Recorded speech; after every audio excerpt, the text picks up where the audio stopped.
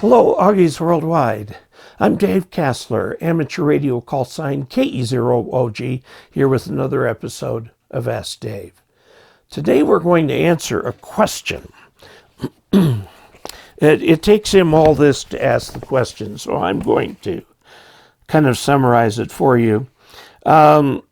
This question is from James Garner, and he doesn't give his call sign. He says will be studying for tech in general at the upcoming Ham Fest, and have been studying from Ham Study for a while and talking with my brother. I hope he also is looking at my videos on that. If you go to ke0og.net/training, it'll give you a list of all the videos. They go right with the ARRL study guide, and you can go through those along with the video. A lot of people have found those very interesting. The videos currently reside on the ARRL website called learn.arrl.org. That's learn.arrl.org. And they are free to watch for the technician. However, for the general, you will have to join the ARRL, which is not a bad thing. So there you have that. His question is very simple. He wants to learn the Morse code. As a technician, of course, he will be able to use the Morse code on HF. And as a general, of course, you can use the Morse code on HF. The band privileges have long been opened up so that they are wider than they were for the old novice license and now cover much of the CW band. And his question is a classic one. Do I start learning with a straight key, or do I start learning with a set of paddles and a keyer?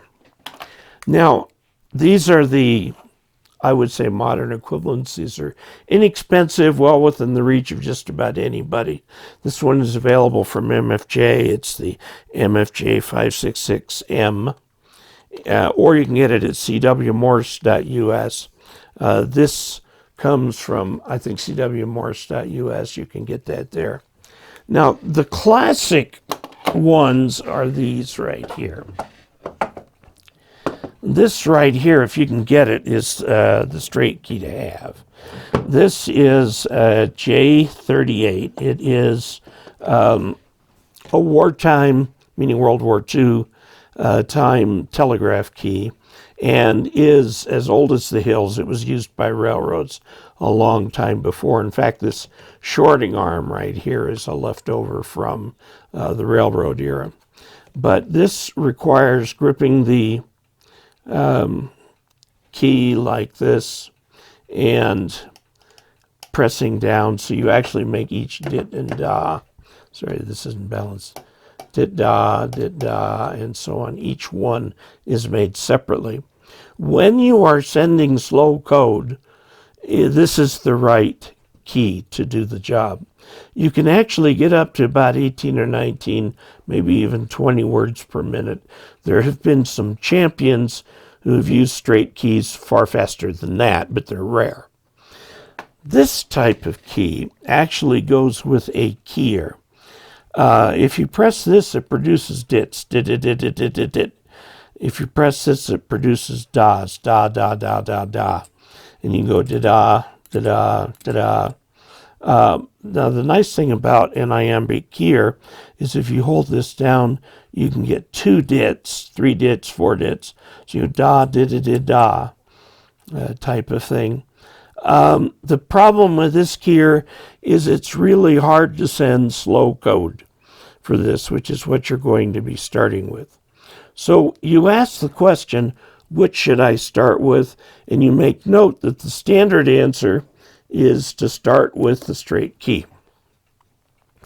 And I agree with that, because with this you can form code one character at a time. You really learn the code, and this is what you want for slower keying up to about 15 words a minute. Up after that, 13 to 15 up into the 30s and so on, you use a keyer paddle.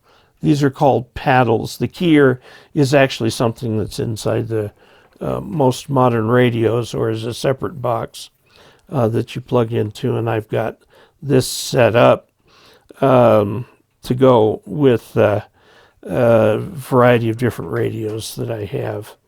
So, and this right here has got the right jack size to go with the 7300. So you've got straight versus the paddles. This is a straight key, not a keyer. But if you don't have a keyer, you use the straight key. You have to have a keyer which interprets these da, da, da, di, di, di, di, di, like that. Da, di, di, di, da.